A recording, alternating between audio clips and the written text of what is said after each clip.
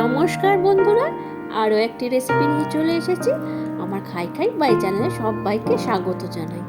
আজকে একটু অন্যরকম আমি মাছের রেসিপি করব। আজকে বানাচ্ছি তিল বাটায় তেল ঝাল পাবদা ভাপা। ভাপা মাছটা একটু অন্যরকম করে, তবে আমি আজকে তিল বাটা দিয়ে করব, খুব সুন্দর লাগে খেতে। তো প্রথমে মাছগুলোকে খুব ভালো মতন ধুয়ে নিয়ে নুন, হলুদ আর একটু কাঁচা সর্ষের তেল দিয়ে খুব ভালো মতন একটু গায়ের মধ্যে মাখিয়ে মাখিয়ে নিতে হবে। যেমন করে গায়ে হলুদ হয়, এটা মাছের গায়ে হলুদ হচ্ছে। আমাদেরও তো বিয়ের আগে গায়ে হলুদ হয়, তারপরে ভাজার জন্য আমরা রেডি হই সারাটা জীবন ভাজা ভাজা হওয়ার জন্য। সেরকমই মাছগুলোকেও আমরা ভেজে ভেজে নেওয়ার আগে ভালো করে গায়ে হলুদ করে নিচ্ছি। তোমরা কেউ সিরিয়াসলি নিও না বন্ধুরা, এগুলো আমি একটু মজা করছিলাম।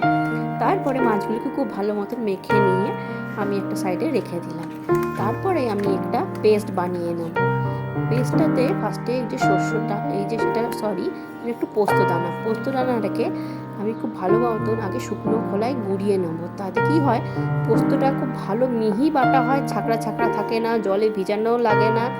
তারপর অনেকে কী করে জলে আগে থেকে ভিজিয়ে রেখে দেয়, ওই সবেরও দরকার লাগে না। তোমরা এই টিপসটা ফলো করো, অনেকেই হয়তো জানো, অনেকে আবার নাও জানতে পারো। তার জন্যই বললাম, প্রথমে পোস্তটাকে শুকনো খোলায়, কোনো জল দেবে না, কিচ্ছু না, এমনি মিক্সার মেশিনটা যেন শুকনো থাকে, কোনো জল জল না থাকে, ভালো মতন 2-3 বার করে ভালো মতন ওই পোস্তর দানাটাকে গুঁড়িয়ে নেবে।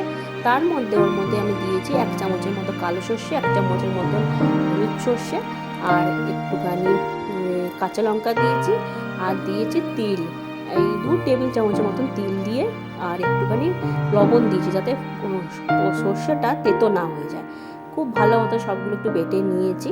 আর পোস্তটা যেহেতু আগের থেকেই গুঁড়ানো ছিল, তো কোনো টাইম লাগেনি।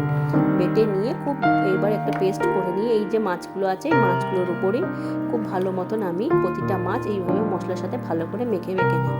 তার উপর দিয়ে আর একটু সর্ষের তেল দিয়ে দিয়েছি, কাঁচা সর্ষের তেল, আর একটুখানি দিয়েছি 2 কাঁচা লঙ্কা। আবার অনেকে কি করে, এই যে দেখতে পাচ্ছ অনেকেই, আমি এটা করেছি কড়াইতে ডাইরেক্ট। অনেকে কি করে, একটা বাটির মধ্যে রেখে জলের স্ট্যান্ডে রেখে জল ফুটতে দিয়ে এরকম করে ভাপা করে, তো অনেক টাইম লেগে যায়। তো সেই জন্য আমি এটা ডাইরেক্টলি কড়াইয়ের মধ্যে দিয়ে দিয়েছি, আর উপর থেকে আরেকটু সর্ষের তেল দিয়ে ভালো একটু ধনেপাতা দিয়ে চাপা দিয়ে রেখেছিলাম।